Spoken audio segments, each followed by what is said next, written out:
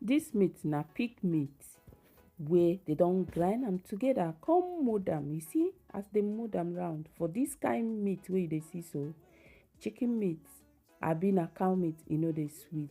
Na pig meat be the ogbonga. Put am inside oven as you don put am for oven tray. See am, oven don teach am lesson. You know see as e dey look like say e don tire. After the thing don dry up, you go come comot am. The oil wey the meat comot for the tray, no just use am. Na the meat, na there your eye suppose dey. Make you come slice am into pieces wey your mouth go fit carry am.